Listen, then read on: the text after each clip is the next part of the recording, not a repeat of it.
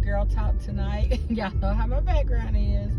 I am driving and I'm headed somewhere, so I wanted to kind of talk about something before I'm going to get to my destination. So I hope that everybody is doing great tonight on this Thursday evening, the first day of August. We are actually in a Cancer moon. So if anyone has Cancer placements, watch those areas of communication, love, action, things like that. Okay, so, all right, so here we go. My name is Dion, and I am a serial monogamist and a lover of God. I'm also an astrologer, and I am a studier of human behavior in relationship to patterns within relationships. So I would say I am a connoisseur of understanding relationships. And so tonight I wanted to talk about a subject that I feel that is important when we are coming together in a relationship with someone. And again, I only talk about the aspects of heterosexual relationships because that's what I have experience in. And yes, I understand masculine and feminine energy. I know that we contain both. Sometimes they're more dominant within us than other times. But anyway, let me get to the point. So I wanted to talk about how people become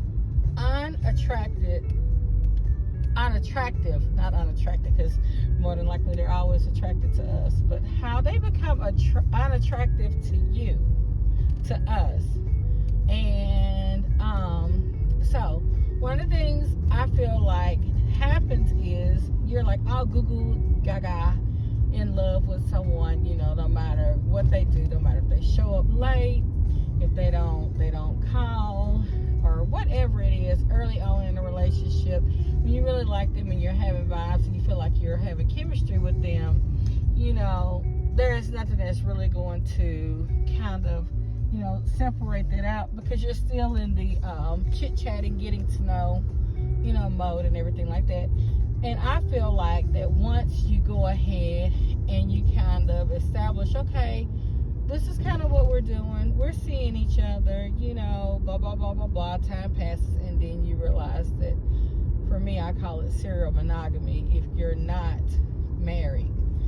And you get into serial monogamy, and it happens in married relationships too, where people become just so unattracted to you. I'm talking about they look like a dresser or something to you, or a hall tree when you pass them. You just like, oh, what are you doing here? Is that a person? Did I just pass in the hallway? Because you're so unattracted to them. That's being unattracted, not to the stage of where you can't stand them. You're like, oh God, I was gonna cuss, but I'm not gonna cuss. But you wish that this person would like get up out of like wherever it is y'all are together or whatever y'all are doing. So what I feel like that happens when we become unattracted to people that we were seriously goo gaga in love with or do anything for is that they repeatedly violate some of the affinities that we have and want within a relationship. And especially when we have made it clear from the beginning, during, and before we kick the ass to the curb that, this is how I feel about such and such, so, let's make sure that this is cool, because I'm doing all that I can, and, I'm trying to make you happy, and this, that, and this, and I'm not feeling happy about, such and such. So, I'll give some examples. Like, for instance, if y'all are parting ways with each other, and you're leaving, they're leaving, and you say, call me, let me know that you made it, okay? Maybe they don't, okay? So you're like, oh man, why they didn't do that? So next time you're like, hey, you didn't call me and let me know that you made it. You know, what's up with that? And they're just like, oh yeah, I didn't. Okay, next time, hey, let me know you made it for, you know, when you get there. And then the person doesn't do it or whatever. Or you tell a person, you know, I love flowers. You know, I really like flowers. They come over your house, they see you got flowers over your house, right? You tell them, I love flowers. They see you buying yourself flowers. They know you grow flowers. They know everything about flowers, right? But they never come with any flowers, right? So, I mean, or it could be just, you know, things like, I don't know, I don't really deal too much with the halfie situation. And the people that don't know halfie is like, you know, couples that do a lot of Dutching and sharing of bills and different stuff like that. But, I mean, you know, someone could just automatically expect you to do certain things, and you're like, oh no, you know, I'm not a person that you know, I wasn't really brought up to take out the trash or whatever, and yet and still the trash is still up in there and they want you to take it out.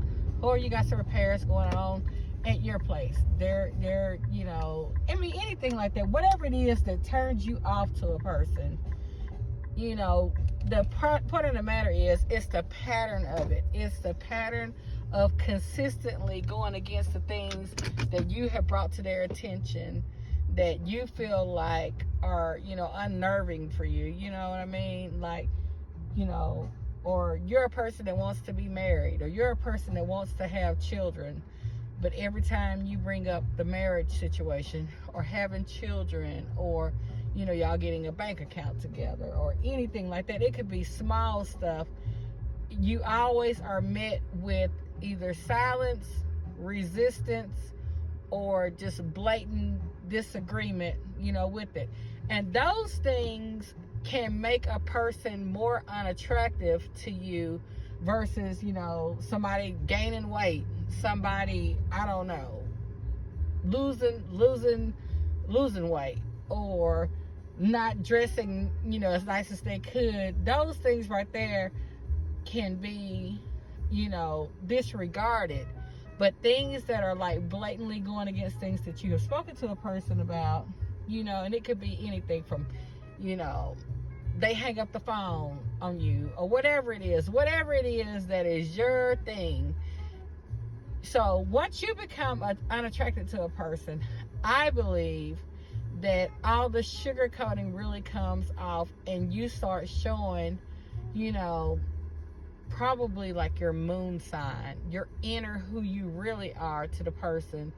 And that is when it becomes like disturbing for them, because they feel like that you're supposed to be this way with them consistently, always, because that's how they met you.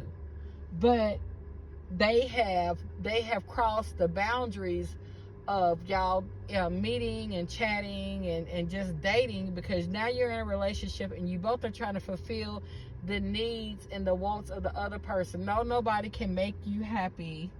You know, all the books tell you that you make yourself happy. However, someone can make you sad or make you unhappy. And I do believe that.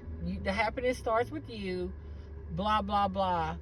However, someone can disturb that peace by doing some things that you all have clearly talked about not doing.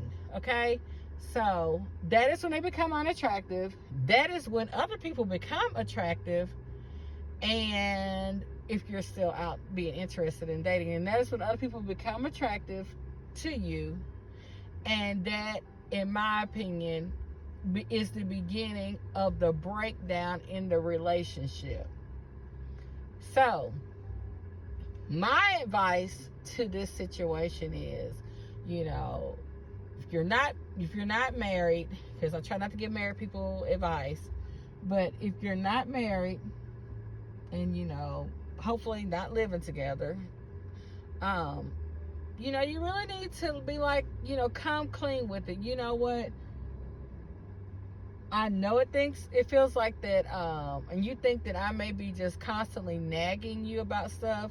No, I'm not constantly nagging you about stuff. I'm constantly trying to tell you about things that are making me unhappy in this relationship. These are things that I need, and these are things that I want, and I'm trying to do the same for you. And I want you to understand those things, because ultimately we may be having to do something else. Okay?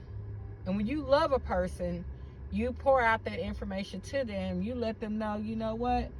I love you and I care about you. I want us to be together and everything like that. But like, these are some things that I cannot live with. And if they cannot stop doing the things that you cannot live with, then you don't need to live with them. You don't need to be with them. Because marrying them or moving in with them or thinking that they're going to change or any of that type of stuff, yeah, it only becomes like magnified when you all start living together and everything like that. So my advice to you is really, really, really, honestly, I had a friend tell me one time, she's like, you need to crash the car.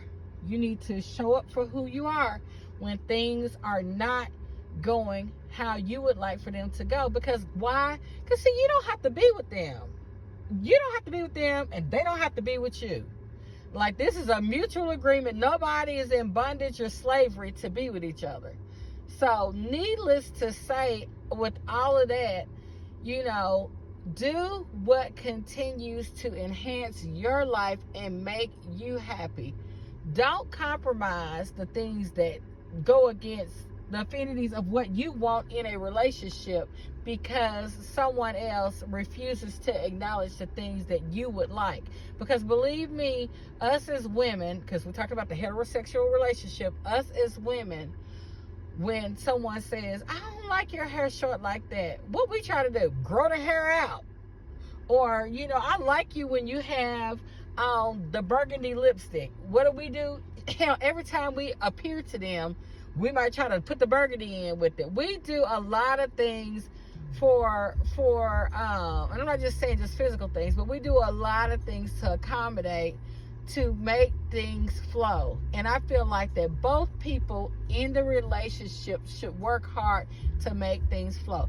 So I hope your heart is pure. I hope your heart is good tonight. I hope that God blesses you with everything that it is that you want within a relationship and within your life. Bless you and have a great night.